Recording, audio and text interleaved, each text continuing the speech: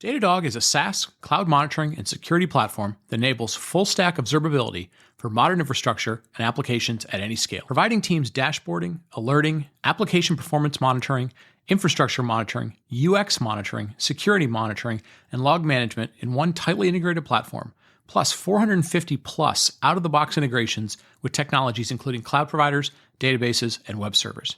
Aggregate all your data into one platform for seamless correlation, enabling teams to troubleshoot and collaborate together in one place, preventing downtime and enhancing performance and reliability. Get started with a free 14-day trial by visiting datadog.com/cloudcast. That's datadog.com/cloudcast. Cloudcast Media presents from the massive studios in Raleigh, North Carolina. This is the Cloudcast with Aaron Delp and Brian Gracely, bringing you the best of cloud computing from around the world.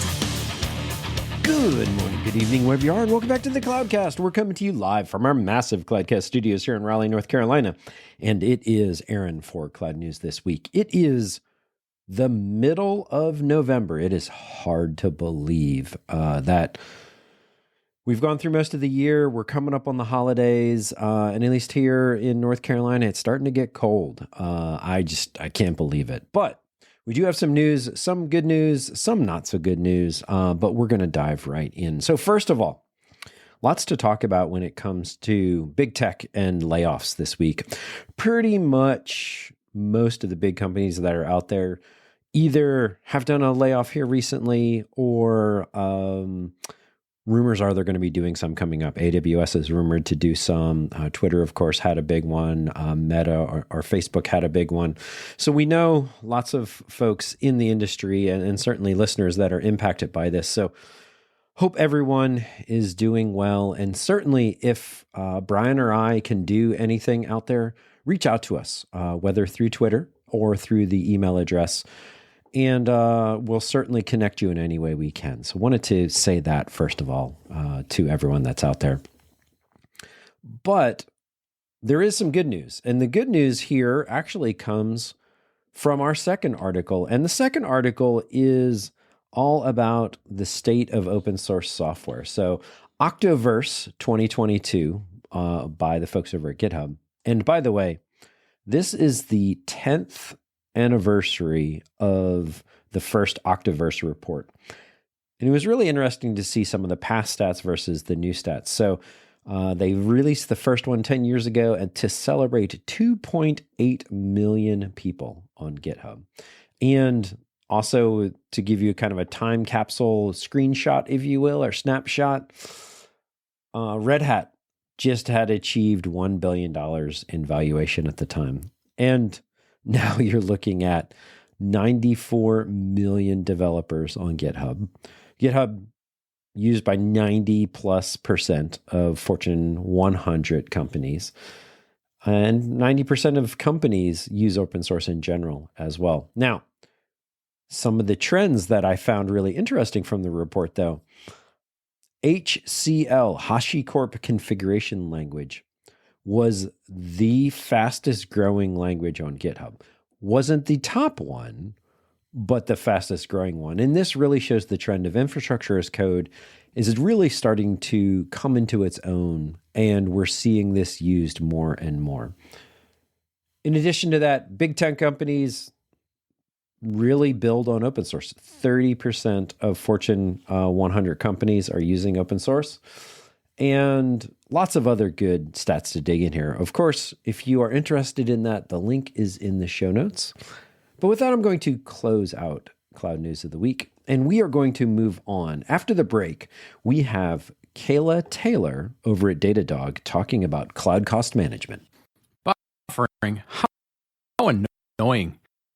Did you know that 17 out of 20 people stop watching a video because of stalling and rebuffering? Don't let your users click away to a competitor's site. If your business lies in online media, rely on CDN77 to deliver a seamless online experience to your audience. CDN77 is one of the leading global providers of content delivery network services. They power the world's most popular websites and apps, such as Udemy, ESL Gaming, live sports TV, and social media platforms. Aside from their massive and redundant global network, you're going to love their no BS attitude and skilled team of engineers ready to help 24/7. No chatbots, no tickets bouncing around unresolved for days, just people who know your use case and can immediately help you pinpoint and fix the problems. Don't wait until your users run out of patience. Go to cdn77.com/cloudcast and ask for a free trial with no duration or traffic limits. That's cdn77.com/cloudcast. And we're back. And this week we have what I really consider a very timely show. It's something that is really come to the forefront in our industry here recently. Maybe it's a combination of economic times, maybe it's just a combination of the evolution of cloud, but we want to talk about cost management today. And as always, we want to bring in very smart guests to talk about this. And so today we have Kayla Taylor, Senior Product Manager at Datadog. First of all, Kayla, welcome to the show. Thank you. Excited to be here. Fantastic. And so first of all, tell everyone a little bit about your background and what you focus on at Datadog. Sure. So I spent the vast majority of my career in advertising technology at a company called AppNexus. And while there, I was head of engineering operations. So I reported to the CTO, and part of my job was to help manage and scale our engineering team. And so I actually got to see firsthand what it was like to manage costs as an engineering team, working, operationally alongside our CTO and head of tech ops, et cetera. But I eventually pivoted into product, never really looked back, and had a role at Compass as a product manager, Flatiron Health, and most recently Datadog. I joined Datadog this past February and have been working on cloud cost management since joining. Fantastic. And so first of all, I'll say this. I feel like it is slightly unusual to have an engineering with a cost background. And so first of all, we can get into that in a second, but let's talk about the broader topic. Cloud cost management really has become a much more active focus, if I kind of use that term. Maybe it's the economy slowing down, but how are you seeing customers or engineering teams thinking about costs differently than before? And how did your past in cost management factor into this? Yeah, that's a great question. So I do think that we are seeing an increased focus and costs in the organizations that we're speaking to. And there are really two ways that this shows up, I'd say. And the first way is that I think organizations are investing more in understanding and managing their costs.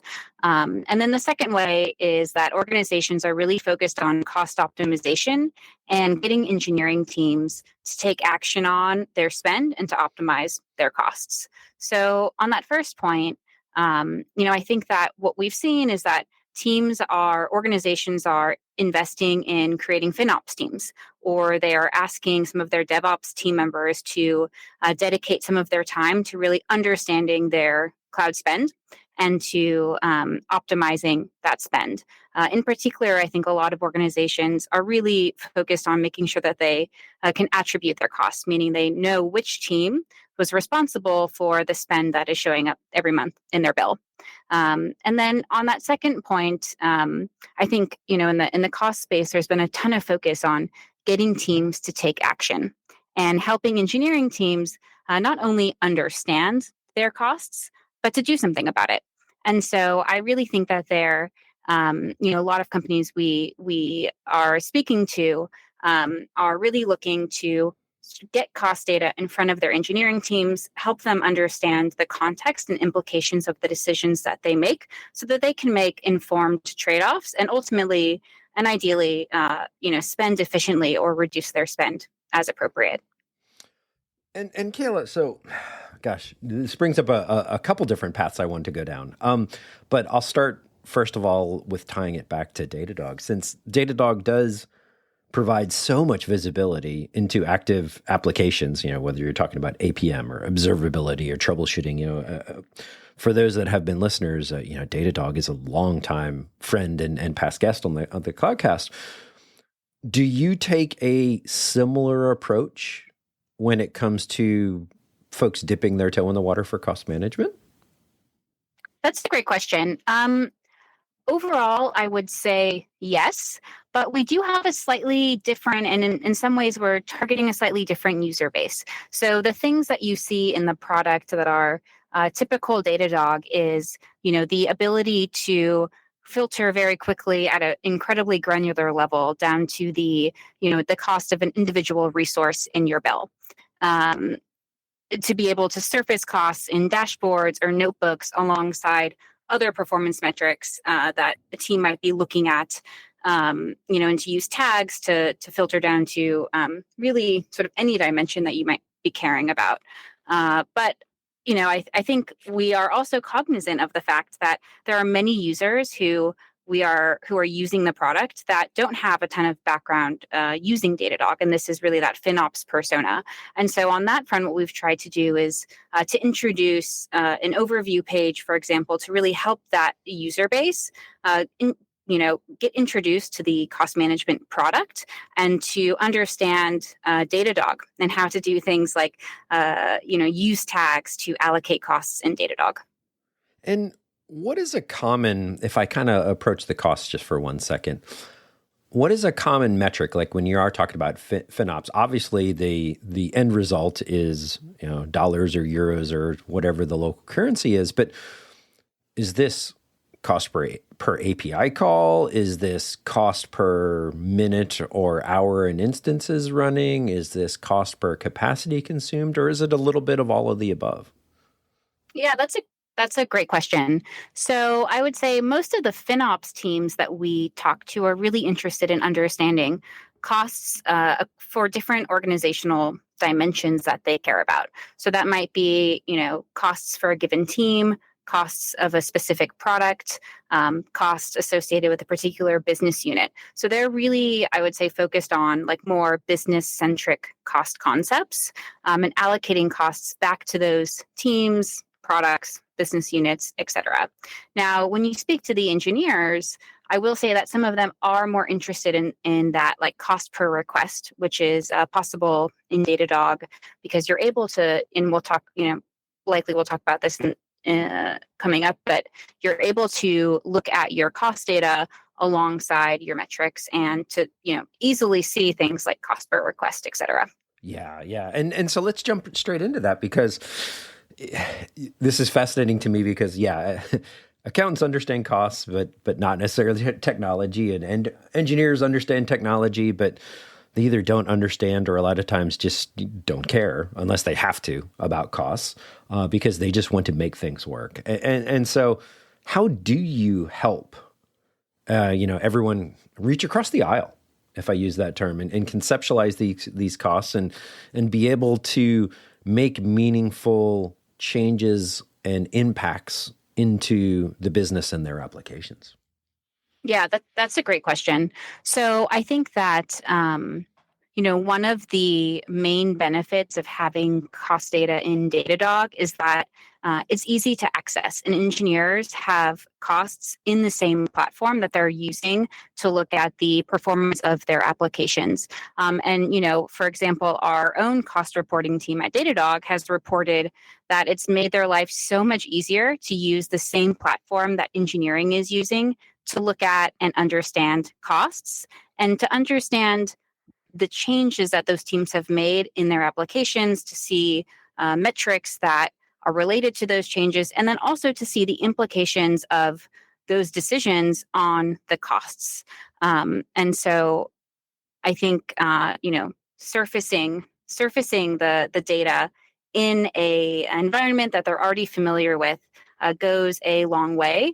Like I said before, a lot of engineers are starting to include costs on dashboards alongside other key performance metrics that they're looking at to understand the performance of their applications. And, we were talking about this before, but especially in this current market environment, we really do see a push for cost consciousness within organizations to really get their engineering teams to think about the implications of their decisions, not just on the application performance, but also on the cost of that application.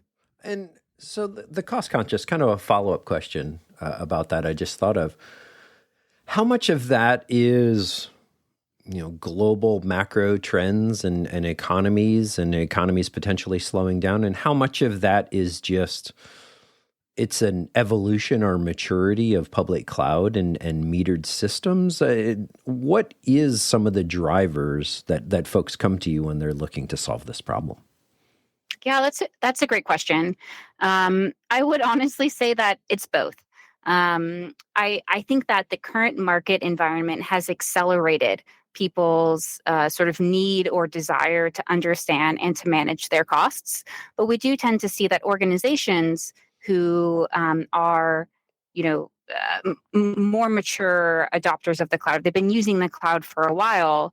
They actually they have a moment typically where they get a bill. It wasn't what they were expecting. They have this kind of like sticker shock moment, and then they're like, this is probably something we need to start actively managing. And so I think it's both, but I do think the current market environment is really, making people think twice and making plans to actually manage their costs sooner than maybe they would have. Sure.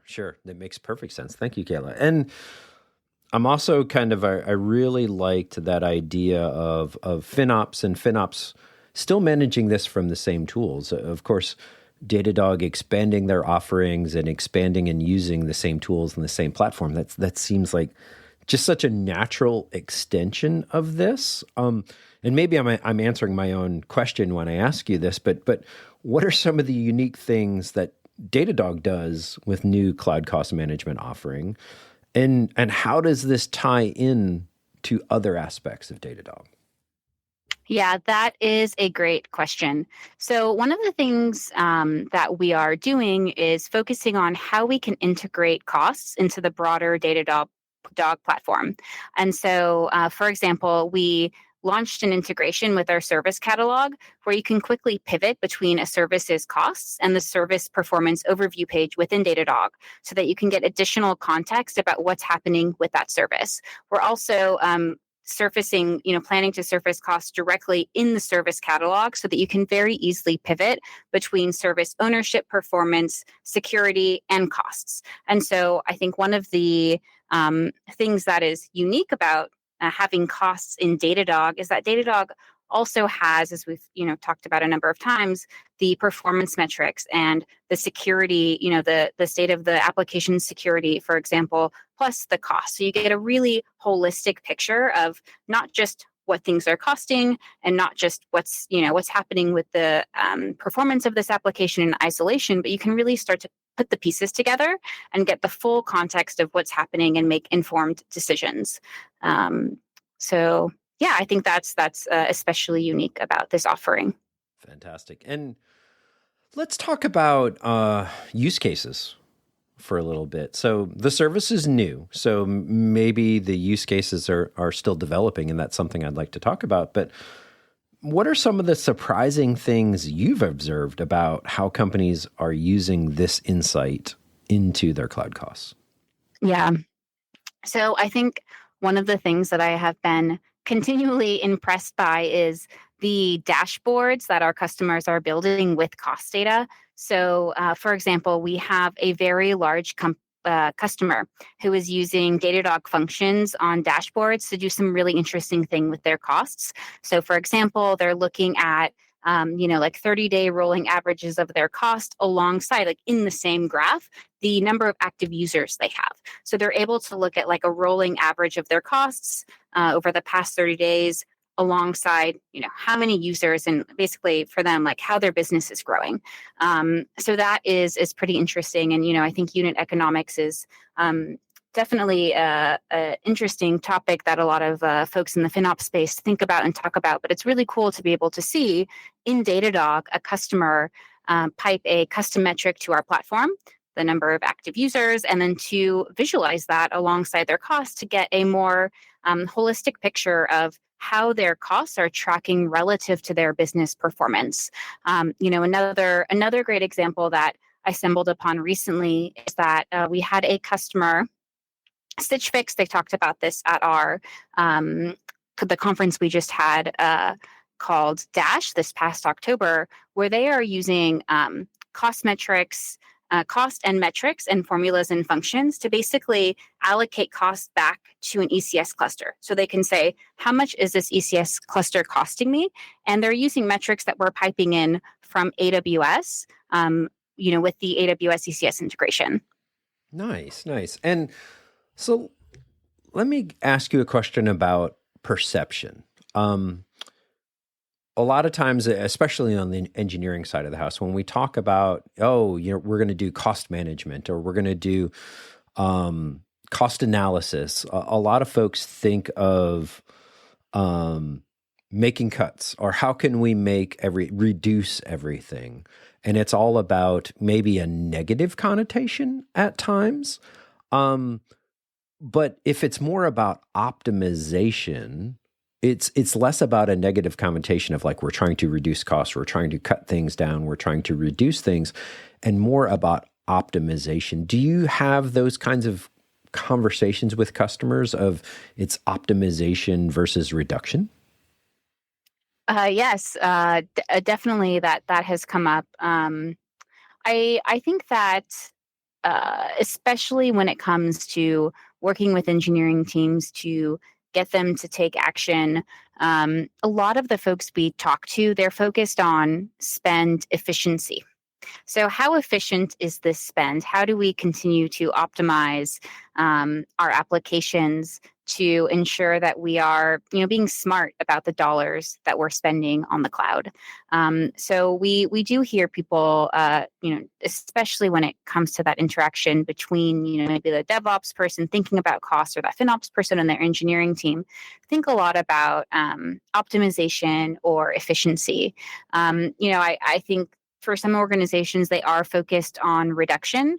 I think some organizations are aware that they grew really quickly in the cloud and they, employed a lift and shift model, and they maybe didn't make the, most optimal decisions when they were thinking about which instance types to use, for example. And so they do feel they have some space to just reduce as well. That makes sense. And for folks that are interested, what is the most common ways customers get started with this? That's a great question. So you can get started by going to, if you're an existing customer of Datadog, going to the Datadog product. We live underneath the infrastructure tab, and you can set up the product. It takes about 10 minutes to set up the product underneath the infrastructure tab, cloud costs. Awesome. Fantastic. Any last thoughts you want to leave before we have to close this up for the week, Kayla? I would say that, hopefully those of you listening would give the product a try. And I'm looking forward to speaking to you again soon. Fantastic. Thank you so much for your time this week. And for everyone out there, we're going to wrap it up for this week. And thank you very much for listening. And if you enjoy the show, please tell a friend, as well as leave us a review wherever you get your podcasts. And so with that, I'm going to wrap it up for this week, and we will talk to everyone next week. Thank you for listening to The Cloudcast. Please visit thecloudcast.net to find more shows, show notes, videos, and everything social media.